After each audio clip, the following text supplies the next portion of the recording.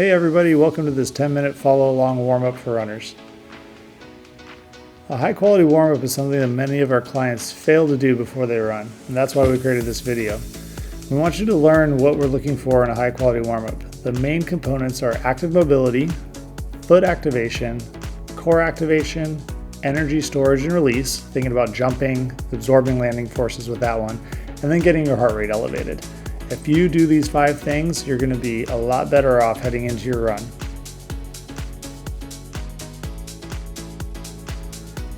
All right, we're going to go ahead and get started here. Today's warm-up requires 0 equipment and can be literally done anywhere. First exercise would be something called a rock back. You're going to get down on your hands and knees, and then you're going to be pushing your hips back towards your heels with your arms extended. Just nice and easy. Warming up the joints and muscles. Don't have to force it. Feel free to move around a little bit side to side if it feels good.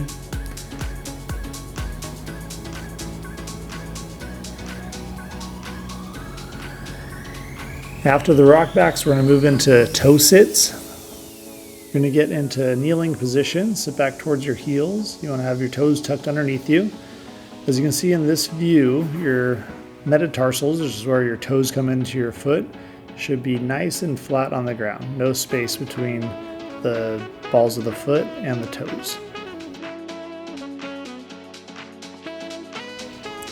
Moving now into adductor rock backs. This is the same as the first exercise, except now we're taking one of the legs out to the side. This is going to put a little stretch into the groin and then just rocking back. Nice and easy.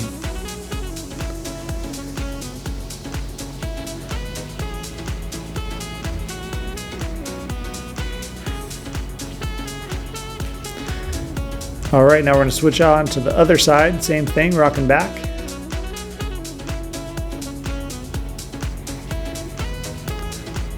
These exercises don't have to be overly complicated. We're just trying to get a little bit of range of motion into each area of the body.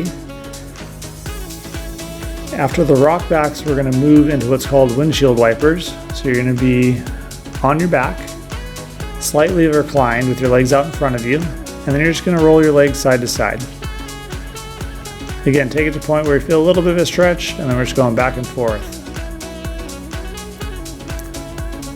If one area feels a little tight, you can stay there a little longer if you'd like. Try to loosen it up. Now we're going to move into some reaches as well. So you're going to take the legs to the side, then reach one of the arms over your knee into a modified pigeon stretch, and just going back and forth for some reps.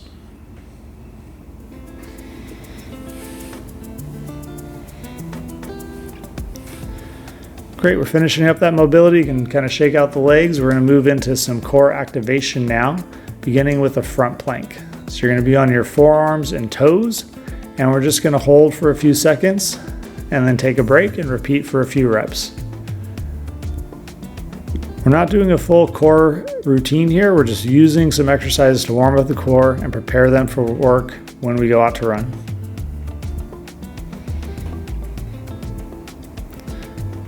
Think about digging your toes strong into the ground, pushing your forearms down strongly into the ground as well, and keeping your core and glutes tight. Now we're going to move into a side plank. We're going to push off from the outsides of the feet and the forearm. If you need to modify, feel free to go down to your knees.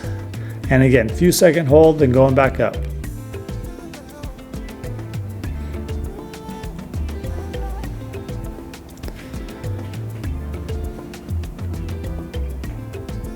After this rep, switch to the other side.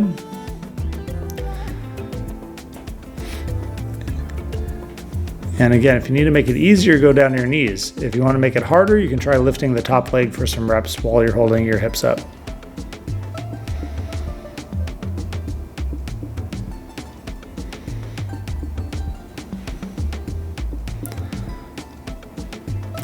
After this rep of the side plank, we're going to move into something called an adductor plank. So you're going to take your bottom leg forward to about 90 degrees, and then you're pushing on the inside of your top leg to lift up your hips. You should feel your groin activate. And then we're going to hold in a straight line for a few seconds, and again, do some reps here.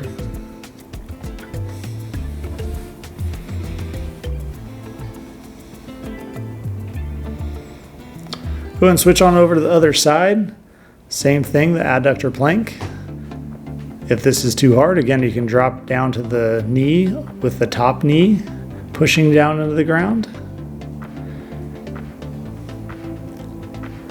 The adductors are a common muscle group that people don't pay much attention to with strengthening, so this is a great way to hit it before you go out and run. Next one will be on our back for a glute bridge. Both feet flat and just pressing up, squeezing the glutes tight at the top. If this is too easy for you, you can go to a single leg.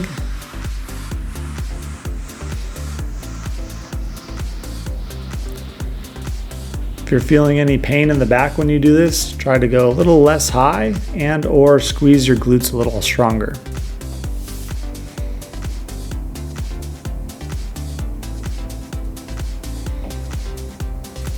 After this rep of the glute bridge, we're going to move into hamstring bridge. All you're going to do is walk your legs out until they're a little bit more straight, still a bend in the knee though, and dig your heels strong as if you're pulling it back towards your glutes. And we're just going to hold that for a little while. Go down and repeat. Should feel the hamstrings getting warm as you go through this exercise.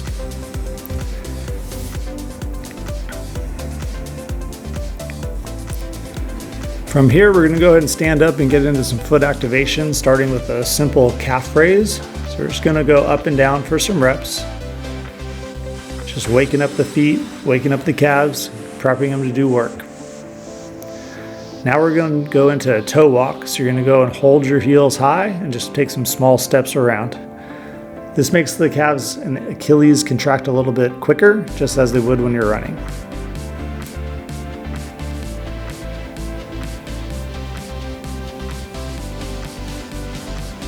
After this toe walk, we're going to move into the heel walk. So you're going to lift your toes up towards your shins, balancing on your heels, and just walk around for some steps.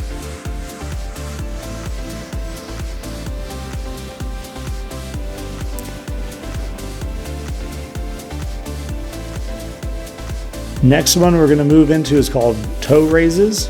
I love this exercise. It's a little tricky for the mechanics. You're going to go up onto your toes, then you're going to alternate lifting one foot up at a time, flicking your toes up towards your shin. It's a great way to work your calves and the front of your shins at the same time and get in the rhythm of contracting strongly into the ground. Now we're going to go into some more full body mobility. We're going to reach down towards our toes, drop down into a squat, and then stand up from a deep squat.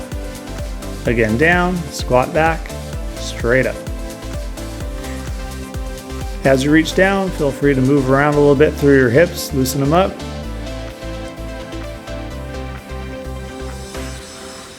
If you're having trouble getting down to your toes, just reach down towards your shins, just getting a little stretch. If you can't squat all the way down, that's fine. Squat to what you can, and then come back up.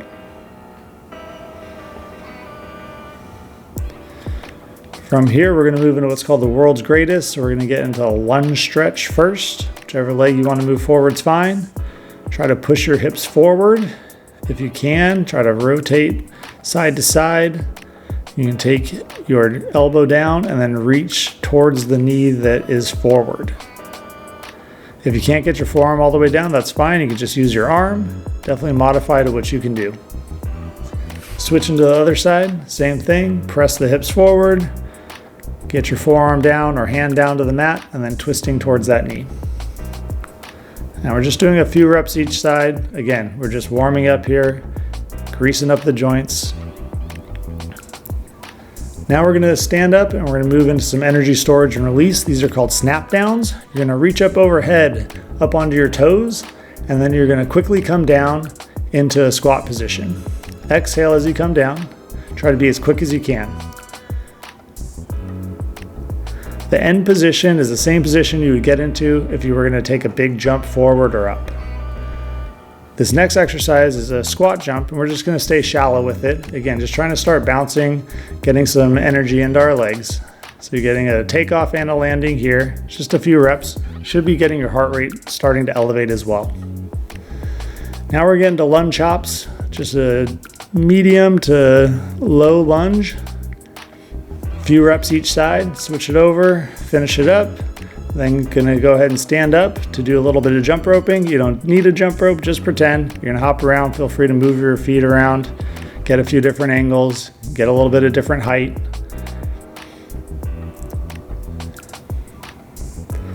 Finishing up there with the jump rope, we're going to go into pogos. Pogos are similar, but you're going to stay a little stiffer in the knees and quick flicks of the toes up towards your shin as you bounce. All right, we're going to finish up these pogos. After doing all these little plyometrics, you should feel like your whole body's warmed up and your heart rate's a little bit elevated. Let's have a good run. Thanks for watching this video. We hope you found it helpful. Don't forget to hit the like button and share it with someone who might benefit. Our goal here is to share our expertise in rehab and sports performance and help you on your health journey from injury to peak form. Now we want to hear from you. Drop a comment below with your thoughts, questions. Tell us what kind of pain management topics you want to see next. And if you're new here, make sure you subscribe and hit the bell icon so you never miss an update. See you next time.